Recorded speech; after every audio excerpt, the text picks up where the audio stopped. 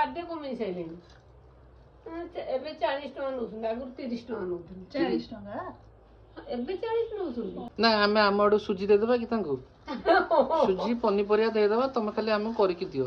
Making charge ଯାହା ତମେ ରଖିବ ଆଉ। ହଁ ଆମର ଯୋଉଦିନ ମନ ହବ ଆଗ ଆମେ ଫୋନ କରିଦେବୁ ଯେ ଆଜି ଆମେ ନବୁ।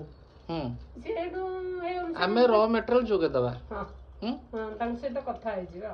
ମାସକୁ 10 ଟଙ୍କା ହିସାବରେ 300 ଟଙ୍କା ରଖନ୍ତୁ। ଆମେ କଣ ମାସ ସାରା ଆଣିବୁ ଯେ 300 ଟଙ୍କା ଦବୁ?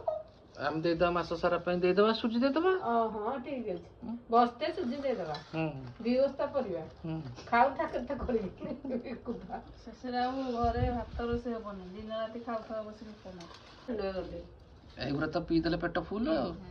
ଦେଖିକି